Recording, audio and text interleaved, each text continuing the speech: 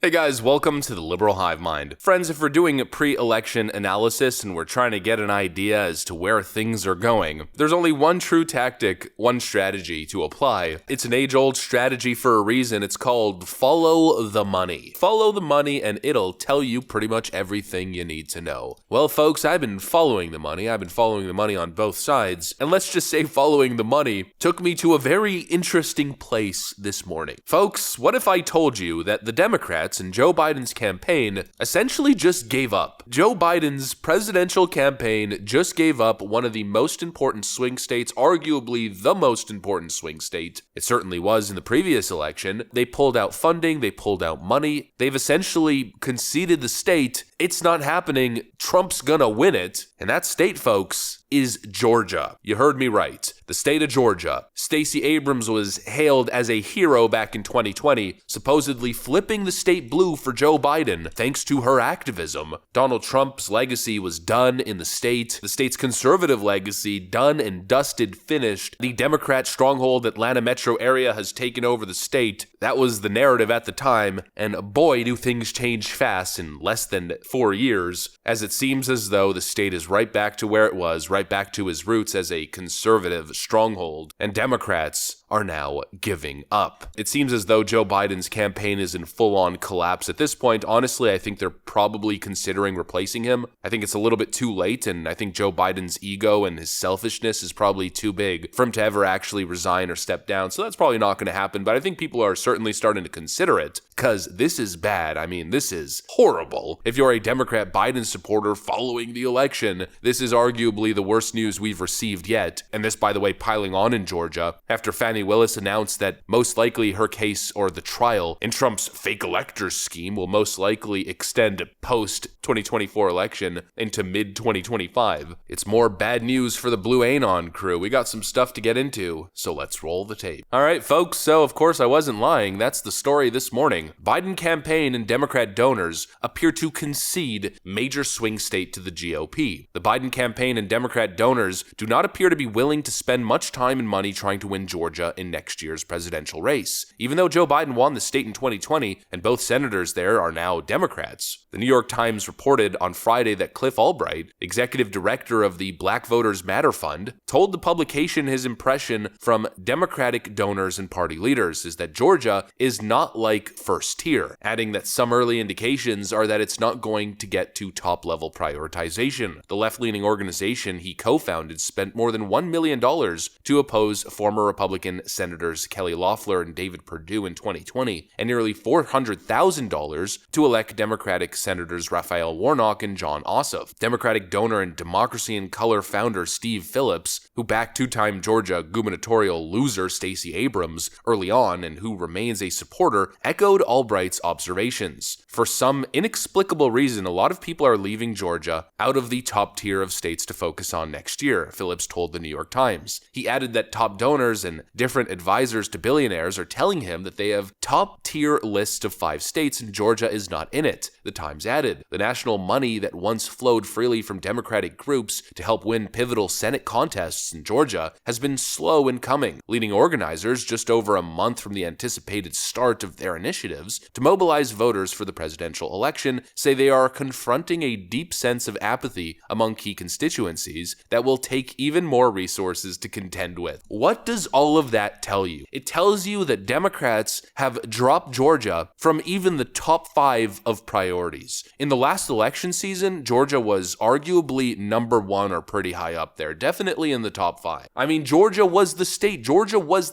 that made it all happen. Georgia, Wisconsin, and Arizona. But Georgia was the biggest shocker. I mean, it was the biggest shift. Losing Senate seats, losing the state as a whole, losing in the runoff, losing in 2022. I mean, just losing in Georgia. It's been nonstop losses. You would expect that would be the place the Democrats would be salivating over. We can turn this into a Democrat stronghold with one of the most corrupt Democrat cities as the core. I mean, it's basically like a Democrat wet dream. It's like Chicago version 2.0, but it's gotten so bad for them there that they're pulling out completely. You know, I think they were hoping for the whole Fani Willis case in Georgia, or rather in Fulton County in Atlanta, to benefit them. I think they were hoping that Donald Trump was going to be labeled as this conspiratorial gang leader criminal who attempted to overthrow the U.S. government with his fraud scheme in Georgia. I think they were hoping to make Donald Trump an absolute pariah in the state, but it seems as though the whole thing backfired to the extent that they're now giving up. Initially when Donald Trump showed up in Fulton County to get booked, we saw something that I thought was a little weird. Let's actually play that little flashback clip.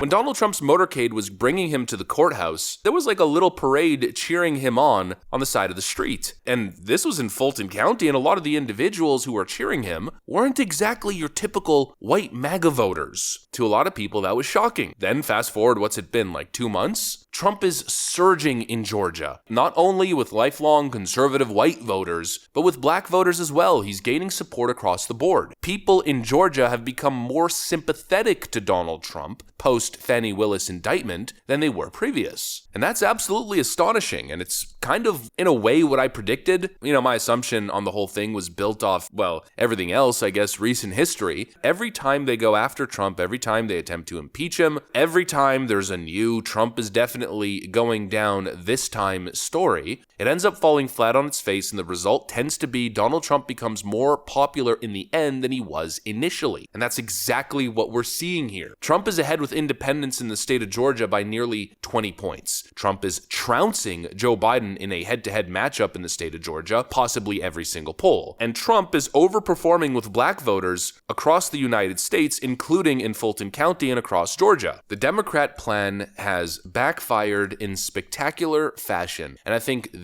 today's story is probably the first official confirmation of that. And I think the most important conclusion, or the confirmation, is that Joe Biden is done. Joe Biden is finished. He is done. The headlines tell you all that you need to know. It's an absolute disaster. He's literally wobbling around.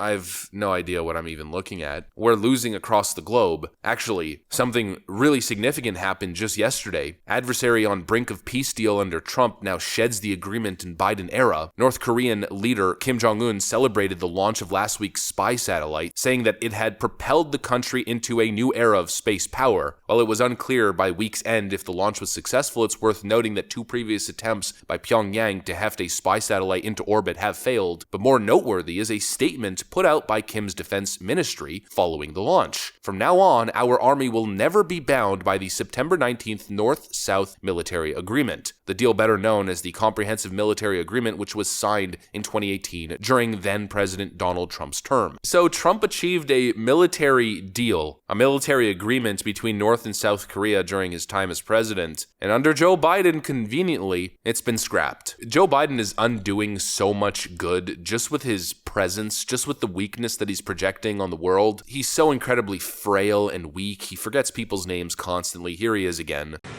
I'm embarrassed. I think it's CBS, but I can't remember who is CBS. I'm sorry.